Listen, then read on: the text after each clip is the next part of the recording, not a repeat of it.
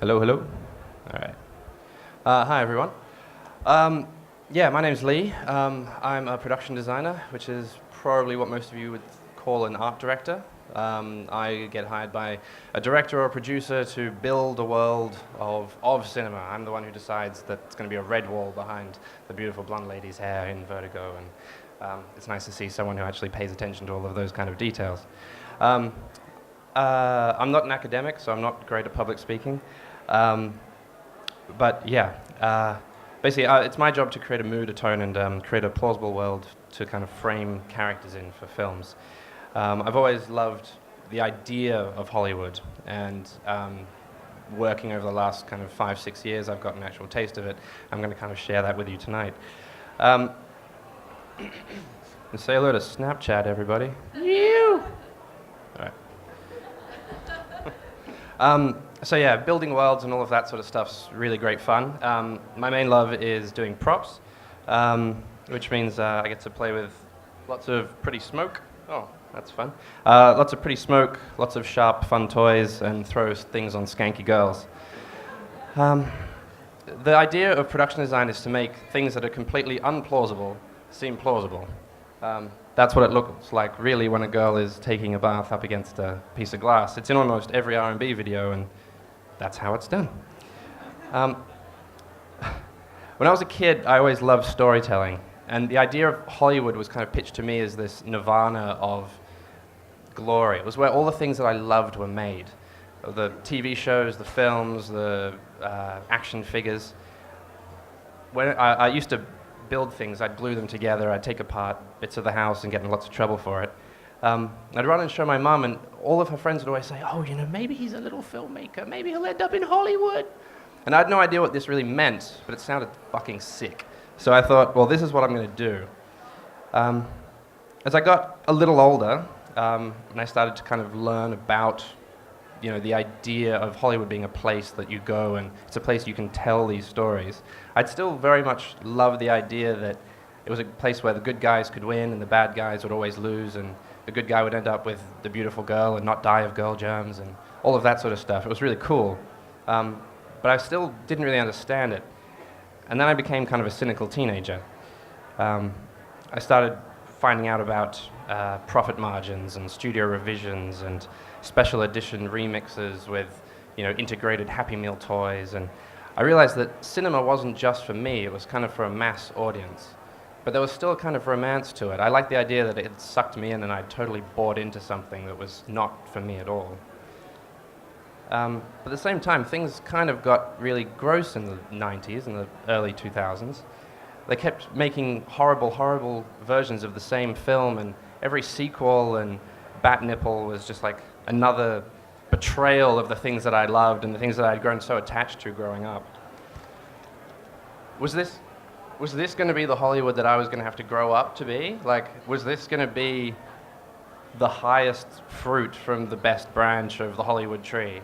And I really hoped it wasn't going to be, because there were some shockers. There really were. Yeah, I don't know. Everyone had just said, this is where you go. If you want to be a filmmaker, it's going to be Hollywood. And I just imagined it being this kind of like weird slave job to kind of like a huge, colorful demon beast that was just pulping out colorful shit for the mass markets. I'd kind of likened it to being an arranged marriage with Mimi from the Drew Carey show. It's just horrific on every level. Anyway, but I stuck with it, and I ended up in the art department, which is exactly where I wanted to be. Over time, I learned why things turned out this way. I realized that the broken system kind of worked for itself, but at the same time was self-sabotaging, and I was wondering at what point and what year it was going to be when the whole thing kind of fell apart. So I'm going to quickly run you through the last 100 years of Hollywood history. The year was 1913. And thanks to lots of emerging technologies, there were suddenly idealistic filmmakers everywhere. Anyone who had an important story to tell was finding a way to tell it. But it was really hard to do, because all the means of spreading your message were controlled and taxed. It was really costly, and the competition was fierce. The technology used to show your film safely without it exploding at a Nickelodeon, which is another name for a little cinema, was owned and patented by Thomas Edison, who was kind of a hero for the mass everyone, but for filmmakers, he was actually this kind of oppressive Uncle Scrooge character who just kind of wanted money for you to be able to do the thing that you were passionate about. And he had a little company called the Motion Picture Patents Company, who you had to pay a service fee to every time your film was shown. And audiences wanted to see, trains going through tunnels and weird innuendos and ladies' legs being lifted up under skirts, but it was all censored. So filmmakers were incredibly taken aback. They thought, well, we're not being allowed to, although you're profiting from our passion, we're not actually being able to express ourselves, and that's incredibly frustrating. Yeah, it was an emerging industry where the doers were struggling to do, and the occupation of a filmmaker was not a sustainable one, unless you were already well established, which is exactly what Edison wanted. So hoping to escape the legal wrath of Edison, lots of forward-thinking filmmakers went west and settled in California. They got to enjoy the even lighting, the single season in an entire year. They were able to, they had large green hills that they could double as the Amazon. They had rivers, they had the sea, so they could pretend they were in kind of any country. And it was very multifaceted, but the most important thing was it was far enough away from New York to legally get away with anything.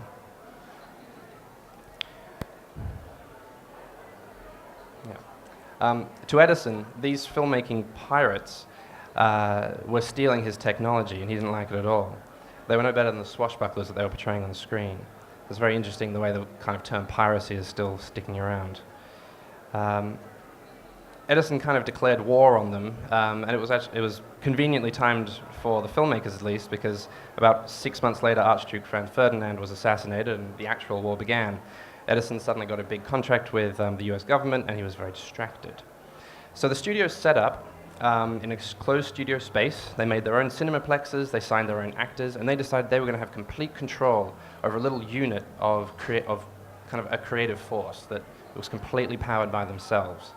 And as soon as they had attained it, they then got paranoid they were going to lose it. So they started inventing legislations and laws and agreements and kind of digging themselves into a little bit of a ditch. I kind of love the idea, though, that there was a fleet of kind of filmmaking pirates rocking out like in the middle of the desert and dust. I kind of like to imagine it a bit like the boat that rocked, except like super Jewish. So we fast forward 100 years into the future, to the year 2013, where everyone has hover cars and jetpacks and everything's great. And the Canon D series has come out, and an entire new revolution of filmmakers is being born, and they all have their own stories to tell, and it's changing the market yet again. And Hollywood's now had 100 years to do what it thought was for the best. And raise your hand here if you've actually been to like a Hoyts or a Grady Union or a commercial theater this year. Cool. More than once? Cool. When you looked at the big board of all of the films, were there 2 or 3 films that you wanted to see? One nod, one shake. Yeah. Australia consumes about 400 to 500 films a year. I was trying to keep that statistic in your mind for a little bit. The fact is that there are so many more films than we actually want to watch, and yet Hollywood is still kind of beckoned to young filmmakers as this is the place to go, this is where the quality is, this is the best possible thing you could ever achieve if you work really hard and learn how to tell a good story. So for an independent filmmaker, which is kind of what I do whenever I direct, the studios are kind of the enemy, because they're the ones standing in the way of me getting super duper rich and buying my own boat. Independent film is a massive gamble because there's no real quality control for it. And earlier in the year, or maybe it was even late last year, I found myself in a 7-Eleven at 1:30 in the morning, and I watched a man jump out of the orbit and fall to Earth on my phone. And at that point, I was kind of like, wow, life is fucking sick. Why isn't it a little bit easier for people like me to just show stuff? I'm watching a thing I didn't even need to see, but it was amazing. I know so many people who are making incredible short films, incredible music videos, but they're only getting like a couple of thousand views over several months, when really they're much, much better than a lot of the higher budget stuff. So there's a real disconnect there, and it seems to be a cultural one, where we're not putting enough faith in the independent kind of market, which is even weirder because we already know the commercial market is kind of crap. Yeah.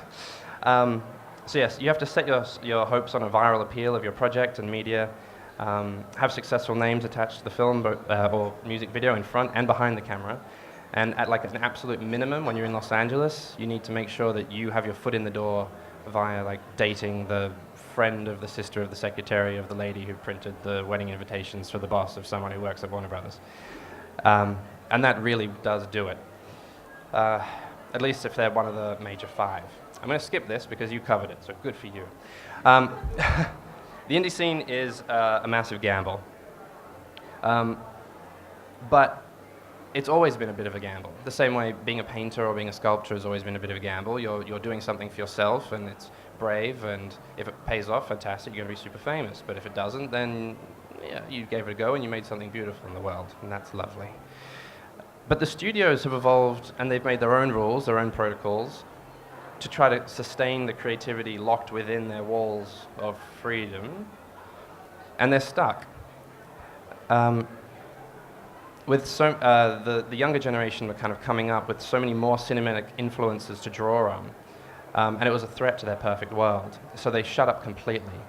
And we kind of saw this in the mid last century with, this is my actor, and that studio is not allowed to use the actor, and oh no, we did this, and maybe we'll have some inside baseball and we'll trade them around.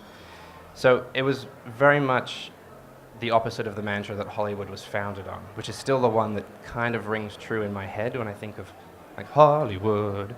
And I think most young people will probably agree that it's the romanticized Hollywood that's still stuck in their head until they see a shitty film. So yeah, it's not all fun and it's not all equal. But it still has the appeal. Hollywood is kind of the new peer pressure for filmmakers in a sense. Why do talented people keep going there and being eaten up and spat out when they could stay here and make a quality product? We have our own studio and it's empty right now, which is very, very frustrating. It's not surprising that many people have stopped playing this game completely, and they've turned to doing commercial work, or even worse, doing corporate ads. More like big names like Jane Campion, John Hillcoat, Catherine Hardwicke, and even James Franco and Joseph Gordon-Levitt have little rogue side projects that they don't really like to talk about, but they actually run their own miniature studios. Levitt's one is entirely online, and if you look up Regular Joe on Google, you'll find it. It's really quite an interesting little exercise in independent filmmaking. So yeah, we've seen kind of independent cinemas never really had money to spend and throw around, but it still remained. And Hollywood's had all of the money, and yet its product kind of wavers now and then. I'm quite looking forward to the new Superman movie. I didn't know about all the product placement, but I guess you learn something new every day. But Hollywood's tried to change it up in recent years. They did something very interesting with the Avengers, which was that they hired the exact director that everyone wanted, a big, fat redhead, who knew everything about the genre, which is fantastic. But it's also incredibly cool for Hollywood to do. It doesn't really seem to make sense. And that was one of the first kind of calling signs around the scriptwriting community that something was very, very wrong. People don't take risks in Hollywood. That's why we make the same film over and over and over. So the shit had hit the fan and the money wasn't returning. And I didn't really understand why. And it wasn't until last year when I went back that I really kind of got to grasp with the studio system as it works now. Is anyone here a filmmaker or actor? One. Air quotes right there, air quotes. Is that pornography?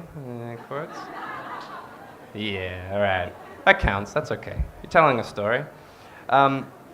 Well, if you're looking to travel over to Los Angeles or Hollywood and kind of fast track it up, what they call the internship line, which is basically you become the bitch of whoever needs a bitch for the day. In the 90s, that was very, very popular, even in the 80s. In fact, because of it, we have Quentin Tarantino, which is awesome. But we haven't really been given that chance again until the Avengers came out. And I had to look into why. It turns out that there are just too many movies nowadays. America has the highest consumption of films in the entire world, which is 500 to 600 new releases per year. However, that is only 1% of the entire filmmaking feature film amount annually, which is 50,000 feature films. Now that includes Bollywood, which is actually the real Hollywood, but we won't talk about it. So we have way, way, way more films than we know what to do with, and we have way, way, way more films than we know how to market. And it's incredibly frustrating for all of those filmmakers who are putting in their time and money and years of their life into seeing something that just won't get appreciated or talked about by the fine doctor here. The other issue is that Hollywood still hasn't really figured out how to properly target marketing to their audience. If you think about the way they pitched the Hitchcock films, they'd have posters and they'd have the silhouette of Hitchcock kind of pointing and saying, you know, this is my new film. But ultimately it was, hey, you guys like films, come and see my film. And now we've got posters which kind of have a bit of character, where they're like, all right, you're a Latino teenager, so let's have big red text, and we'll have some Latino people kind of throwing up some, like attitude at the camera. And you go, oh yeah, demographic, awesome. And you rock along and you spend $20 on popcorn. But that's really not very bright. Again, I watched a guy jump from space on my phone. Like, why isn't there an app or something that is more clever, you know what I mean? I think there's a lot of people in the filmmaking community that wish this stuff existed, but none of us know anything about how to make it. So if any of you are those people, I recommend you do it and send me half the money. So with so many film jobs on the line, all requiring profit to be returned to the Hollywood studio system, it really turned the art of filmmaking into a science. Script formatting used to be a way of making sure everyone was on the same page, but instead now it's used as a disqualification method to stop films in their tracks so that the producers don't have to read them, because they're getting hundreds and hundreds a day. In March this year, I had lunch with a man who's called Jason Matzner, who's a script developer at Universal, and he was responsible for the Bourne Ultimatum trilogy thing, the Bourne movies. He was the guy who sat behind the script going, no, no, yes, no, no, yes, with the people who actually wrote it. So it's kind of a ghost job, I suppose. He said all of the hullabaloo over script formatting was half to see who was paying attention to which studio they were sending their script to. This is because Warner Brothers, Universal, Paramount, Disney, et cetera, all have different formatting rules. So if I send a script to Kim's studio and the indentations are 3 millimeters more, she'll know that I've also sent it to Gatan's studio, and I'm disqualified. It's a horrible, horrible technique, but very, very real. They don't want to make it easy, basically, and if you're a serious writer, you have to write seriously and write often. So they expect you to custom format your script, which could be your opus that you've spent 10 years of your life on, crafting it for some arsehole in a suit that you've never met. He also said that scripts for Universal need to be between 100 and 110 pages for a comedy and slightly more for a drama. Style depending if you're going to put in lots of camera, annotations, that sort of thing. And he made a big point of saying, but Terminator was only 107 pages, so, And I was just, I totally didn't get it, but maybe someone out there does. For some perspective about that, for an independent feature, for 110 pages, that means that per page, it's $100,000 you need to spend. So for every one page you're handing in, that's $100,000 of the studio's money you're planning to burn. So that's why they're very specific about how many pages your script is. If you walk in with a romantic comedy, although we love them, and it's 207 pages, they're just going to laugh at you. For some perspective, Iron Man 3 cost $200 million, and so that's $739,130.43 per page of the script. And raise your hands if you've seen Iron Man 3. Do you think every line of dialogue on each page cost $1 million? No. There's a lot of drivel in that script, and that really could have been cut. So there's this weird disconnect. There's also a weird disconnect in that the most pirated, there's been all this talk about the most pirated thing in the world at the moment is Game of Thrones. I'm sure all of you cried over it last week. That show is the most pirated thing on the planet, and it has a $6 million per episode budget. That is one of the highest in television, and yet is the most stolen. So there is a disconnect there. It seems like people are making a much bigger deal of certain things because they don't want us thinking about other things. So yes, studios have things called readers, something else I learned. Readers are basically like unseen little elves for Santa who are very, very good at reading scripts. Some of them are able to tell how many pages a script is just by raising their hand. Scary. So let's say that you've submitted your script to me, and it's the best script in the whole world. And what's the script called? Father of the Bride 2, awesome. But on page 34, you've got an indentation that's a few mils over. I blacklist you. You now can't submit a script to me for 3 weeks. So it takes 3 weeks for 3 millimeters. It's a weird, weird system. The studio readers are the first line of defense against chipped diamonds, is the way he put it. They're thorough because that's their job. Their job depends on it, and as soon as they lose their job, they don't get to play along anymore. It now says, see behind me for the rules of the Warner Brothers thing, but it was actually too big a file to fit on the USB key. But just imagine a whole wall of text. Okay, oh, I've got to fix this up. Every single, can I just do one more paragraph? Cool.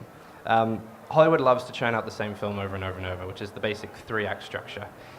Everyone knows it, but I didn't realize just how specific it is. The reason I mentioned Casablanca before is because the Casablanca, Die Hard, up to The Matrix, up to The Avengers, all have not only the same 3-act structure of the hero's journey, but they have the same page numbers for inciting incidents and turns of events and that sort of thing. Does anyone not know the 3-act structure? Everyone's got it? Awesome. You put a likable guy in a tree, then you throw rocks at him, then you get him out of the tree, and roll the credits. Every film is basically the same thing. You get aliens, they arrive on Earth, they kick our ass, we kick their ass. Movie's over. It's very, very simple. Bruce Willis is in a tower with Hans Gerber. Bruce Willis gets the shit kicked out of him. Bruce Willis throws Hans Gerber out of the tower. Genius. Neo finds out he's the one. Neo isn't the one. Neo is the one. It's revolutionary. It really, really is. Rinse and repeat forever and ever and ever and ever and ever.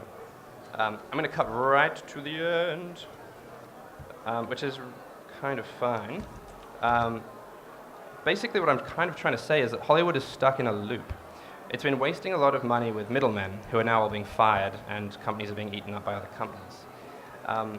Because of this, the studios are now in a worse position than they've been in the last 100 years of Hollywood, and independent cinema is exactly where it was, which means we're now treading water as the pirates sink. So really now is the time for other independent production companies and theaters and whatever it is that you want to do. If you have a story to tell, it's now is the easiest time. For the next couple of years at least, 'cause it's going to get much worse, which I'm kind of excited about. We're in a holding pattern, but they're really messing it up, and everyone is very, very worried.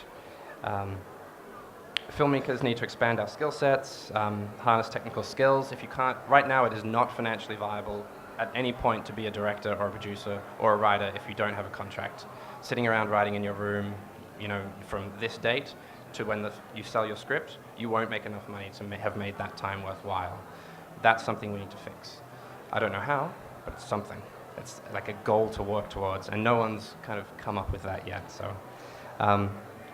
So few of us have determined what we love, not in film, but also in the world in general. I think if more people decided what our exact tastes were, the more we could strive to bring them into our existence, and we could actually achieve the kind of creative unity that Hollywood was meant to be. The more we know about what we want, the greater our defenses will be against that which we don't. There's never been a better time for creative individuals to be both truly independent and collaborative. The barriers to entry have lowered. The cost and labor of filming things has never been cheaper. And we just have to abandon the old ways and think of something new. So thank you all very much.